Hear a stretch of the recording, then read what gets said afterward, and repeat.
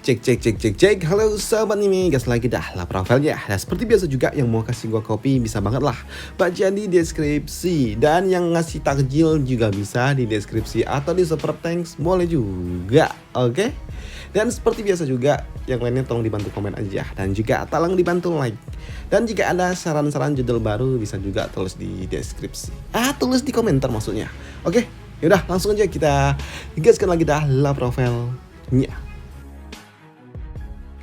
Mereview sedikit dari part sebelumnya. Saat ini Lee Seok-gi dia masih menghadapi Raja Elang Hitam. Dan saat ini Raja Elang Hitam dia pun benar-benar murka dengan Lee Seok-gi. Karena saat ini Lee Seok-gi dapat memberikan sebuah tekanan kepada dirinya. Hingga memaksa dirinya harus mengeluarkan semua kemampuan yang dia miliki.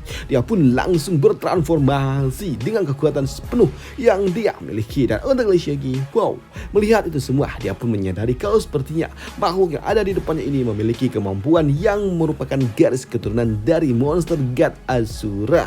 Dan hal itu pun ternyata dibenarkan juga oleh makhluk itu yang kini telah bertransformasi. Ya, kau benar, Lang bersayap hitam, keturunan dari klan Asura Tempest. Kecepatan yang tidak tertandingi, ucap dari makhluk itu. Wow, mendengar apa yang diucapkan oleh makhluk itu justru malah membuat Lee Seok-gi dia pun tertawa. Hei, kecepatan yang tidak tertandingi? Apa-apaan itu? Ucap dari Lee Seok-gi. Padahal sebelumnya para pasukanmu itu semua enggak bisa ngejar diriku. Bahkan untuk dirimu saja mengandalkan perbedaan rank. Menyedihkan, ucap dari Lee Seok-gi yang membuat makhluk itu benar-benar murka dan tidak terima. Dan kini dia pun langsung melakukan sebuah inisiasi, mencoba langsung menyerang Lee Seok-gi dengan kecepatan yang dia miliki.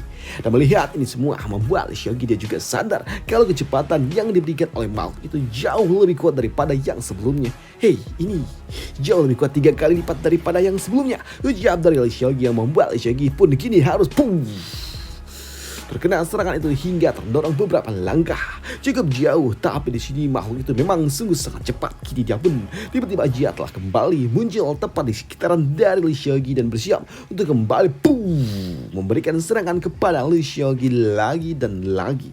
Dan itu membuat kini Lee Seok-gi dia menjadi bulan-bulanan dari makhluk itu. Tapi uniknya Lee Seok-gi dia tidak terluka parah. Tapi di sini untuk makhluk itu dia juga cukup kesal dengan Lee Seok-gi. Kau cukup mengesankan. Kau dapat memaksaku hingga menggunakan kemampuan defense yang aku miliki. Tapi hanya sebatas inilah yang dapat kau lakukan, ucap dari makhluk ini yang akan segera mengakhiri ini semua. Tapi untuk Lee Seok-gi, wow, jangankan dia kalah di sini, dia saja tidak terluka. Sungguh, apakah kau pikir kau mampu melakukannya? Kupikir tidak, ucap dari Lee Seok-gi yang justru menantang balik hingga membuat makhluk ini dia benar-benar murka dan dia kini menyiapkan cakra miliknya untuk segera menghajar Lee Seok-gi yang ada di bawah sana. Tapi untuk Lee Seok-gi, wah, dia pun tahu kalau sepertinya makhluk itu akan melepaskan sebuah serangan. Tapi justru di sini Lee Seok-gi dia menantang balik. Baiklah, kalau kau ingin menyerang, gunakanlah semua kemampuanmu dan aku akan menahan hanya dengan wajahku, ucap dari Lee Seok-gi yang membuat makhluk itu benar-benar dia murka dengan Lee Seok-gi. Kau sungguh sangat sombong. Dan ketika dia ingin melepaskan sebuah serangan kepada Lee Seok-gi di sini, tiba-tiba aja makhluk itu berhenti. Serangannya berhenti tepat di hadapan dari Lee Seok-gi. Dan itu jelas membuat makhluk ini dia pun bingung dengan apa yang sebenarnya terjadi. Karena saat ini tiba-tiba aja tubuhnya gemetar seperti tidak ada energi. Dan itu membuatnya berujar, ini kenapa aku tidak bisa bergerak, ucap dari makhluk itu yang membuat Lee Seok-gi dia berujar. Aduh. Aku telah memberikan kau beberapa kesempatan, tapi sepertinya itu sama sekali tidak berguna, ucap dari Lee Seok-gi yang membuat makhluk itu dia pun kesal dan dia pun bertanya kepada Lee Seok-gi tentang apa yang telah dilakukan oleh Lee Seok-gi kepada dirinya. Dan untuk Lee Seok-gi dia cuma berujar, tidak, aku tidak banyak melakukan apapun, hanya saja energi spiritualmu telah habis dan akulah yang menyerap itu semua, ucap dari Lee Seok-gi yang membuat makhluk ini dia pun bingung. Apa? Aku tidak memiliki energi spiritual? Yap, betul sekali. Jangan sia-siakan usahamu. Jika bukan karena airku yang menumpang dirimu, kau pasti sudah lama jatuh, ucap dari Lee Seok-gi yang membuat makhluk ini dia pun bingung bagaimana bisa Lee Seok-gi melakukannya. Kau ini monster macam apa? Kenapa kau bisa jauh lebih kuat daripada rumor itu? Aku ini adalah Great Monster King rank 7, ucap dari makhluk ini. Tapi untuk Lee Seok-gi dia pun santai saja dan dia juga berujar, Sebenarnya aku ini tidaklah sekuat itu. Dan jika saja kau mulai serius sedari awal, pasti sudah dari awal kau mengalahkan diriku. Dan untuk dapat menyerap energimu itu menggunakan domain yang aku miliki.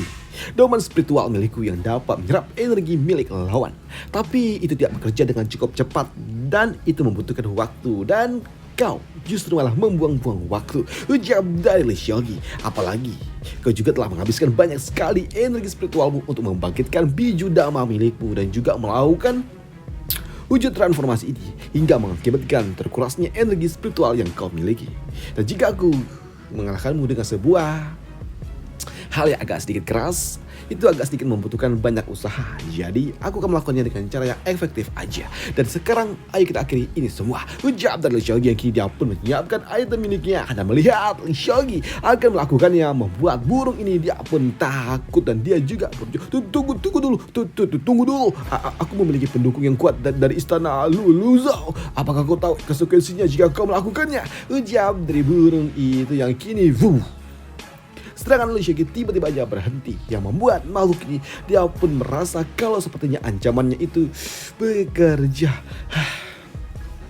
Ini berhasil. Meskipun dia Lee Seolgi, dia masih takut dengan kekuatan dari istana Luzhou, ucap dari burung besar ini. Tapi untuk Lee Seolgi sebenarnya nggak peduli dengan itu semua, karena dia menghentikan ini karena dia memiliki sebuah pertanyaan. Aku ingin bertanya, kenapa klan Elang Hitam milikmu mengincar klan Elang Giok? Kenapa? Aku ingin bertanya. Selain itu, wilayah kalian itu sangatlah jauh berbeda dan seharusnya tidak ada konflik di antara kalian berdua. Dan kenapa kau malah mengincar klan Elang Giok? Ucap dari Lee Seolgi yang membuat makhluk ini dia pun mewajarkan itu semua karena ada sesuatu yang memang diincar oleh mereka. Karena sejatinya klan Elang Giok mereka memiliki sebuah teknik nirvana yang hanya dimiliki oleh para bangsawan dari Elang Giok saja. Meskipun aku telah mencapai rank 7 sekalipun di umurku yang ada saat ini, aku telah berusia sampai 1000 tahun dan saat ini akhir hidupku juga sudah semakin dekat. Dan aku ingin mendapatkan core dari bangsawan Elang Giok itu dan mengambil kemampuan milik mereka untuk dapat memperpanjang hidupku lagi setidaknya 1000 tahun ke depan. Tapi sayangnya, klan Giok mereka sangat pandai untuk bersembunyi. Mereka memiliki sebuah teknik arai yang sangat kuat dari ratu mereka untuk dapat menyembunyikan seluruh anggota klan mereka hingga tidak dapat ditemukan. Tapi suatu hari tiba-tiba aja putri mereka muncul ke permukaan.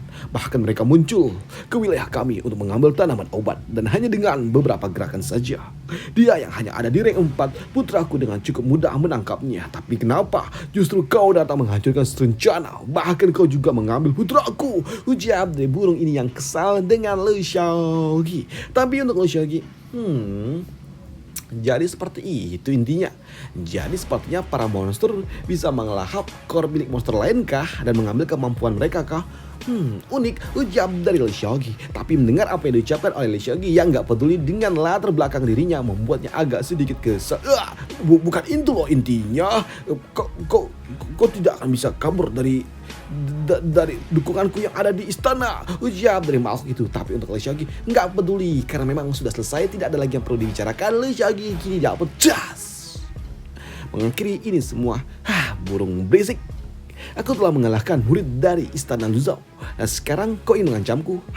Apakah kau pikir aku takut? Tidak mungkin, ucap dari Lee Seolgi. Dan burung ini dia pun ternyata masih dapat bertahan ketika Lee Seolgi telah melepaskan sebuah serangan. Tapi ketika burung ini kembali mencoba untuk berbicara, di sini Lee Seolgi menyelesaikan ini semua. Tapi uniknya ketika Lee Seolgi telah melakukannya, kini makhluk itu pun tiba-tiba aja berubah kembali ke dalam wujud aslinya. Dalam bentuk wujud aslinya yang seperti seekor burung besar yang membuat Lee Seolgi yang melihatnya, wow, ternyata tubuh aslinya besar sekali dan aku yakin di dalamnya pasti banyak harta karun, ucap dari Lee Seolgi yang kini dia memiliki niat lainnya pula untuk mengambil semua harta karun yang dimiliki oleh makhluk ini. Selain itu juga karena memang Lee Seolgi telah mengalahkan makhluk itu, kini dia pun mendapatkan sebuah notifikasi sistem karena saat ini Lee Seolgi telah mengalahkan ataupun menyelesaikan misi promosinya. Namun hadiahnya akan didapatkan oleh Lee Seolgi dalam 12 jam ke depan. Tapi untuk misi mengalahkan makhluk ini, Lee Seolgi mendapatkan hadiah sebesar 20 juta poin XP yang membuat Lee Seolgi agak sedikit kecewa juga. 12 jam kah? Makin lama aja nih sistem ngasih informasinya. Dan mengalahkan makhluk rank 7 ternyata cuma memberikan 20 juta poin XP. Dikit sekali ucap dari Lee Seokgi. Tapi di sini Lee Seokgi dia juga tahu kalau sepertinya para makhluk-makhluk ini, para ras monster, mereka memiliki kemampuan yang luar biasa dalam hal perkembangan, tapi mereka tidak memiliki kemampuan untuk membangkitkan domain mereka, dan mereka juga tidak memiliki kemampuan skill seni bela diri. Dan itu membuat Lee Seokgi dia pun berpikir, apakah mereka para ras monster dapat menggunakan teknik skill seni bela diri, dan jika itu dapat dilakukan tentunya akankah membuat mereka menjadi jauh lebih kuat, pikir dari Lee Seokgi. Karena memang saat ini malapetaka akan segera datang, membuat Lee Seokgi sepertinya memiliki rencana untuk dapat menjadikan sebagian ras monster berada di bawah kendalinya. Ya, aku ingin tahu dan aku juga penasaran apakah mereka dapat berkultivasi seperti manusia, pikir dari Lee Seokgi.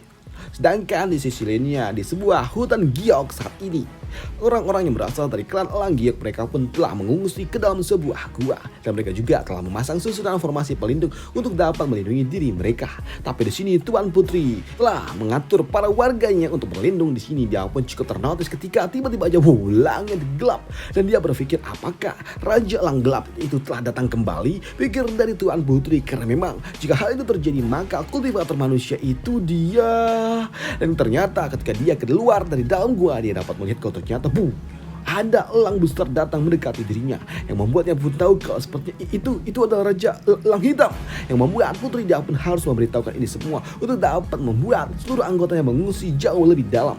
Tapi ketika Tuan Putri akan kembali masuk ke dalam gua, di sini ada yang berujar, "Hei, berhentilah, jangan takut, ini aku," ucap dari Lee Seokgi, yang membuat Tuan Putri dia pun ternotis karena suaranya sungguh sangat tidak asik.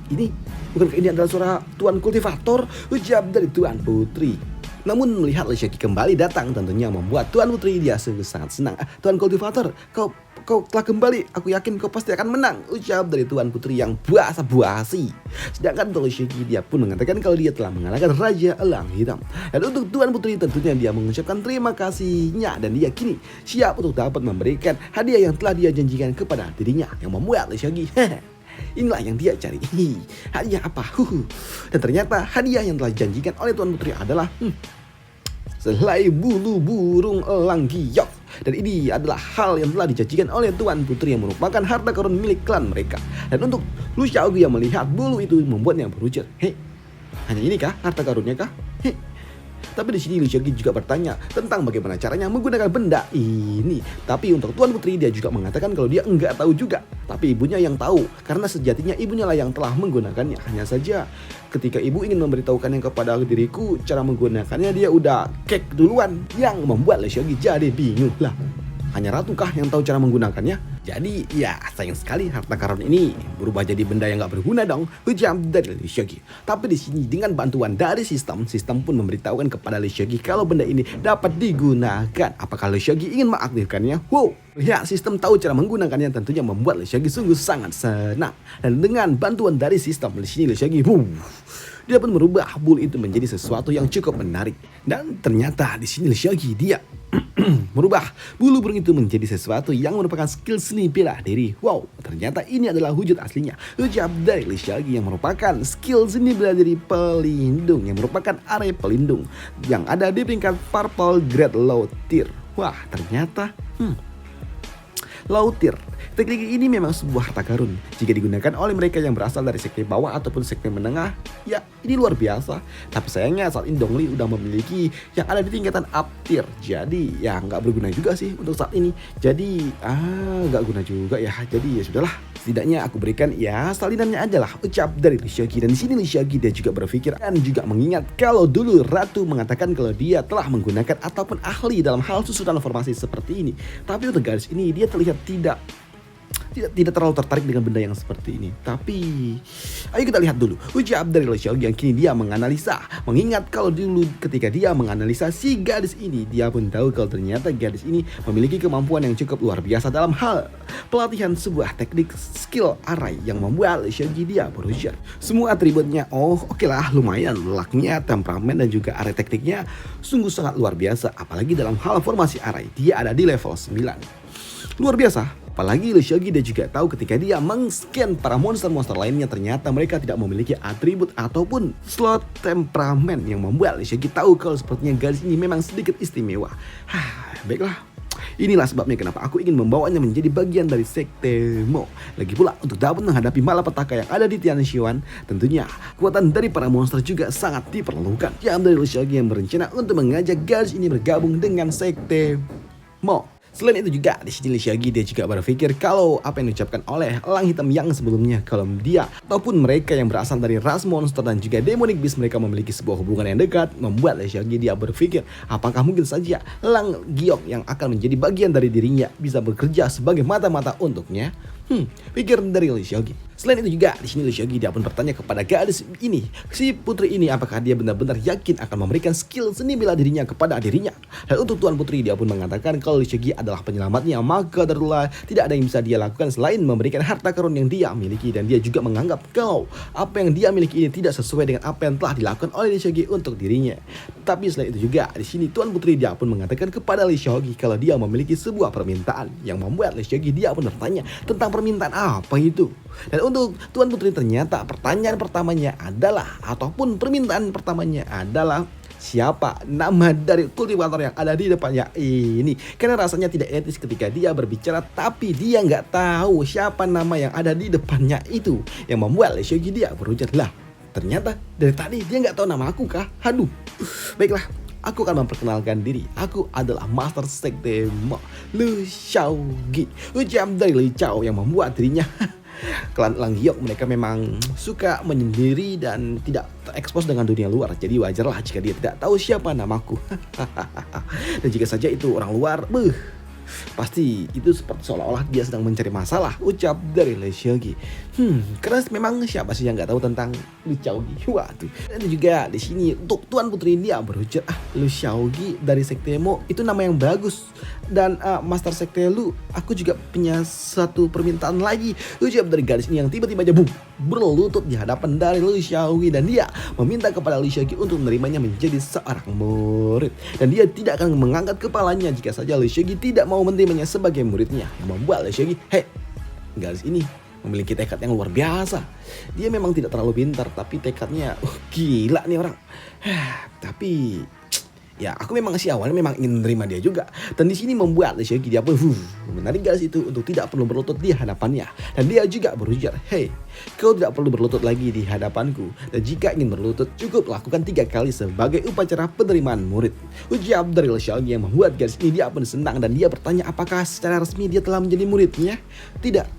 Kau tidak menjadi muridku, tapi kau akan menjadi murid dari adikku. Ucap dari Lushogi yang tiba-tiba aja menerima gadis ini sebagai murid dari Dongli. Dan untuk Dongli sendiri dia nggak tahu kalau dia akan mendapatkan murid baru. Dan untuk gadis ini tentunya dia juga tentunya masih aja berterima kasih kepada Lushogi, karena mau bagaimanapun dia tetap bergabung dengan Sekte Mo. Dan setelah Lushogi menerima gadis ini sebagai muridnya, di sini Lushogi dia pun memberikan teknik arah yang sebelumnya telah dia dapatkan dibalikin lagi dong. Dan di sini Lushogi dia juga minta kepada gadis ini untuk berlatih dengan sangat keras. Selain itu juga Lushogi dia meminta kepada gadis ini untuk memilih beberapa orang yang sangat berbakat untuk berlatih teknik ini. Dan untuk gadis ini tentunya dia sungguh sangat senang jadi bagian dari Sekte Mo. Dan untuk Lushogi tiba-tiba aja dia pun mendapatkan sebuah notifikasi sistem kalau saat ini nyata salah satu muridnya berada dalam bahaya, dan itu adalah Luo Bing yang saat ini ada dalam masalah. Dan ternyata jarak Lushogi dan juga Luo Bing cukup jauh.